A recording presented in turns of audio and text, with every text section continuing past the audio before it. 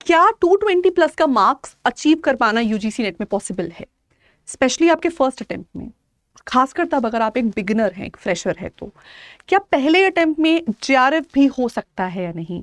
क्या मैं कुछ तो कर लूं जिससे मैं पीएचडी के स्कोर तक पहुंच जाऊं? मैम कुछ ऐसा बता दो। इनमें से कुछ भी अगर सवाल आपका है ना तो इस वीडियो के एंड तक बने रहिए, बिकॉज इस छोटी सी प्यारी सी क्रिस्प सी वीडियो में मैं इन सभी सवालों के जवाब आपको दे दूंगी। मेरा नाम है Aishwarya Puri, welcome to UGC NET 24/7। और आज हम बात करेंगे कि पेपर 1 और पेपर 2 के बीच में कैसे बैलेंस क्रिएट किया जा सकता है इतना अच्छा, इतना हाई स्कोर अचीव करने के लिए। 220 प्लस मैं इसलिए कह रही हूँ बिकॉज फॉर एग्जाम्पल मेरे सब्जेक्ट इंग्लिश लिटरेचर में 210 पे जेआरएफ खुल जाता है। तो अगर हम सोशल स्टडीज़ के सब्जेक्ट्स की बात करें, वहाँ डेफिनेटली स्टूडेंट ज़्यादा स्कोर करते हैं, उनकी कट ऑफ हायर रहती है, तो उनका शायद नेट या जेआरएफ 220 प्लस पे जा रहा होगा। So out of 300 220 plus score achieve करना किसी भी सब्जेक्ट में एक बहुत ही ब्रिलियंट स्कोर है। ये आपको उस सब्जेक्ट में नेट का या जेआरएफ का कैंडिडेट बना देता है। पर सबसे बड़ा सवाल है ये हम बनेंगे कैसे, कैसे हम इतने बड़े स्कोर को अचीव करेंगे? तो इसका सवाल का जवाब मैं एक सिंपल सी मैथमेटिकल प्रैक्टिस से देना चाहती हूँ। मैं आपको कह रही हूँ कि मैं आपको बस 1 दे रही हूँ और आपको इसमें कुछ ऐसा जोड़ना है जिससे मेरा फाइनल आंसर भी 1 आए। तो आप क्या जोड़ोगे? तो आप बोलोगे मैम सिंपल सी बात है, हम 1 में 0 जोड़ देंगे जिससे आपका आंसर 1 आए। Fair enough. फिर मैं पूछूंगी अच्छा चलो ये बताओ कि हम 1 में ऐसा क्या जोड़ें कि वो आंसर में 2 निकले? तो आप बोलोगे मैम वेरी सिंपल, हम 1 में 1 जोड़ेंगे जिससे आंसर 2 निकले। सिमिलरली मैं 1 में 1 + 1 जोड़ सकती हूं ताकि मेरा आंसर 3 निकले।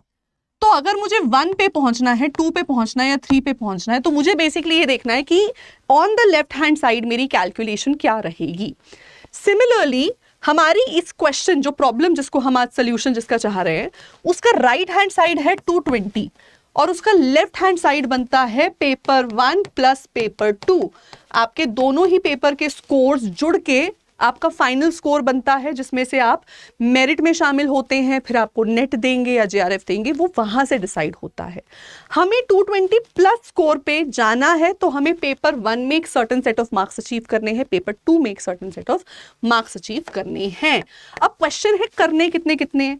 पेपर 1 में आपका हाईएस्ट स्कोप है 100 मार्क्स स्कोर करने का, पेपर 2 में आपका हाईएस्ट स्कोप है 200 मार्क्स स्कोर करने का। तो गेम अल्टीमेटली आज का जो क्रक्स है वीडियो का, गेम आपकी ये है कि आपको पेपर 1 और पेपर 2 में दोनों में बहुत अच्छा स्कोर करना है अगर आप एक बिगिनर और एक फ्रेशर होके नेट को क्वालिफाई करना चाहते हो। तो अगर आप सिर्फ नेट चाह रहे हो, सिर्फ पीएचडी चाह रहे हो, तो इसमें से किसी एक में मास्टरी हो जाए उससे भी काम चल जाएगा। लेकिन अगर फर्स्ट ही अटेम्प्ट में आप जेआरएफ अचीव करना चाह रहे हैं तो आपको बहुत हाई स्कोर अचीव करने के लिए दोनों में ब्रिलियंट होना पड़ेगा, उसके बिना जेआरएफ नहीं हो सकता। इस बात को गांठ मान लो। समझ आ गया?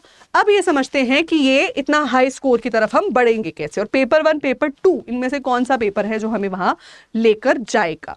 पहले बात कर लेते हैं पेपर 1 की। पेपर 1 में 10 यूनिट्स हैं, 10 यूनिट सब अलग अलग हैं, किसी का किसी से कोई रिलेशन नहीं है एक्सेप्ट फॉर से मैथ्स और डीआई जो मैथमेटिकल है जिसमें नंबर्स का रोल है।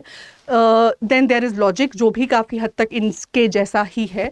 सो ये यूनिट्स को अगर आप हटा दें, बाकी सब यूनिट सेपरेट हैं, अपने आप में अलग अलग हैं, तो वहाँ पर एक एडवांटेज बनाना ईजी हो जाता है कि से मेरी 6 यूनिट्स बड़ी स्ट्रॉन्ग है उसमें मैं 100% स्कोर कर लूंगा, 4 यूनिट थोड़ी वीक भी हैं तो भी काम चल जाएगा, है ना। एटलीस्ट मैं आउट ऑफ 50 क्वेश्चंस 40 क्वेश्चंस ठीक करने की पोजीशन में हूँ। So that's a good enough score. It's dynamic, जैसे मैंने कहा इसमें अलग अलग वैरायटी आपको देखने को मिलेगी। ये डायनामिक है, इसको पढ़ने में बोरियत नहीं होती। सिलेबस बड़ा कॉन्स्ट्रिक्टेड है, बड़ा लिमिटेड है, बड़ा क्रिस्प सा सिलेबस है इसका, तो कम टाइम में आप इसकी बेहतरीन प्रिपरेशन कर सकते हो। यहाँ मार्क्स ज़्यादा उठाने के लिए प्रैक्टिस लगती है, ठीक है। यहाँ पे थियोरी लर्निंग इतना बड़ा आपके लिए चैलेंज नहीं होगा जितना क्वेश्चंस को प्रैक्टिस करना होगा। बट एक अच्छी बात ये है कि ये पेपर का इसका नेचर बड़ा प्रेडिक्टेबल है। I mean, अगर आपने पिछले 3 इयर्स के PYQs घोल के पी लिए ना, तो आप बहुत आसानी से 40 on 50 करेक्ट कर लोगे क्वेश्चंस, विच मीन्स आप 80 या 80+ भी अचीव कर सकते हो आउट ऑफ 100। अब अगर आपने 80 मार्क्स पेपर 1 में ही अचीव कर लिए तो पेपर 2 से बर्डन काफ़ी ज़्यादा हट जाता है। पेपर 2 किसके लिए अच्छा है? आप नेट की दुनिया में फ्रेशर हो, बिगिनर हो, लेकिन आपने अपने ही सब्जेक्ट से बैचलर्स और मास्टर्स पढ़ा है, ठीक है, आपने अपने सब्जेक्ट में मान लो पॉलिटिकल साइंस से ऑनर्स किया, फिर पॉलिटिकल साइंस में मास्टर्स किया, 5 साल एक सब्जेक्ट को इतना डिटेल में पढ़ेंगे तो वो डेफिनेटली नेट में आपको बहुत मदद करता है। तो अगर आपका एक सॉलिड बैकग्राउंड है, एजुकेशनल बैकग्राउंड किसी सब्जेक्ट में आपका है, तो पेपर 2 आपको बहुत मदद करेगा, क्योंकि अल्टीमेटली देखो इसकी वेटेज पेपर 1 से डबल है। ये 200 मार्क्स की गेम है, वो 100 मार्क्स की गेम है। उसका सिलेबस छोटा ज़रूर है, प्रेडिक्टेबल ज़रूर है, पर वेटेज नहीं है ना उतनी। इसका सिलेबस वाइडर है, इसका वेटेज भी तो वाइडर है, वेटेज भी तो ज़्यादा है ना। तो बैकग्राउंड अगर आपका है उसी सब्जेक्ट में, तो पेपर 2 को अपना बेस बना के चलो। ये मैंने किया था, जस्ट सेइंग। मेरा मैथ्स वगैरह वीक था, मेरे पास टाइम कम था, पेपर 1 के लिए अच्छा मटेरियल नहीं था, लेकिन टचवुड मैंने इंग्लिश ऑनर्स पढ़ा था, मैंने मास्टर्स भी इंग्लिश से किया था। तो 5 साल जब एक सब्जेक्ट को पढ़ा कॉलेज में, तो कुछ तो दिमाग में आता है ना, कुछ तो याद रहता है। वो बेनिफिट मैंने पेपर 2 से उठाया था। पेपर 2 का एक और भी बेनिफिट है ना, ये जितना लेंदी और वाइडर है उतना ही वेटेज भी तो इसका ज़्यादा है। तो यहाँ पे जहाँ एक क्वेश्चन में आप राइट या रॉन्ग सिक्योर करके 2 मार्क्स ही सिक्योर कर रहे हो, यहाँ पर वो वेटेज सीधा 4 हो गई ना। वही राइट या रॉन्ग 2 क्वेश्चंस के लिए खेल रहे होगे। सो वो चांसेस आपके यहाँ पे सिक्योर करने के मार्क्स बढ़ जाते हैं, प्लस अगर बैकग्राउंड सॉलिड है वो और मदद करेगा।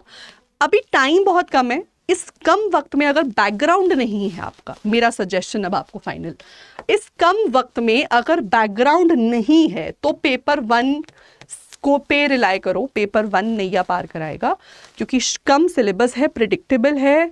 आप अपने टीचर्स की स्ट्रैटेजी फॉलो करो, PYQs प्रैक्टिस करो, और बहुत आसानी से आप 40 on 50 क्वेश्चंस ठीक अटेम्प्ट कर लोगे, मार्क्स सिक्योर कर लोगे 80+। अगर आपका अपने सब्जेक्ट में बैकग्राउंड सॉलिड है तो पेपर 2 पे अच्छे से रिलाई करो। ये आप लोगों ने करना है। यहाँ पर फ्रेशर्स खासकर जिस चीज़ का ध्यान दें, फ्रेशर्स PYQs पे रिलाई करें। फ्रेशर्स को खैर सबसे पहले मैं सबसे लास्ट एडवाइस देना चाहूँगी, डोंट एक्सपेरिमेंट एट ऑल। अगर आपको लग रहा है कि आप ये पेपर से 2 महीना पहले कुछ नया एक्सपेरिमेंट करके कुछ नया कर लेंगे, वो एक रिस्की गेम है। अगर ये ट्रायल अटेम्प्ट है फिर ठीक है, बढ़िया आपके लिए। अगर ये एक सीरियस अटेम्प्ट है तो मैं ऐसा कुछ स्ट्रैटेजी आपको सजेस्ट नहीं करती हूँ। Remove distractions from your studies. बहुत सीरियसली 2 महीने में आप पढ़ेंगे। लिमिटेड अप्रोच से पढ़ो, कम चीज पढ़ो, लेकिन एक ही चीज को 10-10 बार पढ़ो। तो एक सॉलिड टीचर की मदद आपने यहाँ लेनी है। और फाइनली प्रीवियस ईयर क्वेश्चंस पे आपने रिलाई करना है। अब अगर आपको लिमिटेड अप्रोच, लिमिटेड टाइम में स्टडी करना है, डेफिनेटली अडा 24/7 के बैचेस की मदद से पढ़ सकते हैं। किसी भी बैच में जुड़ने के लिए नीचे दिए गए नंबर पे कॉल करके आप अपनी जानकारी लें। करंटली हम मैक्सिमम 81% का discount plus triple validity offers भी दे रहे हैं, तो ये बेनिफिट भी आपको मिल जाएगा। ठीक है जी, तो ये था मेरा सजेशन, मेरी स्ट्रैटेजी। बैचेस के लिए नीचे दिए गए नंबर पे कॉल करें, और कोई भी आपका डाउट है अपकमिंग अटेम्प्ट के रिगार्डिंग तो वीडियो के नीचे कमेंट सेक्शन में लिख के मुझे ज़रूर बताना। मैं आपके साथ इसमें खड़ी रहूंगी, सभी डाउट्स आंसर करूंगी।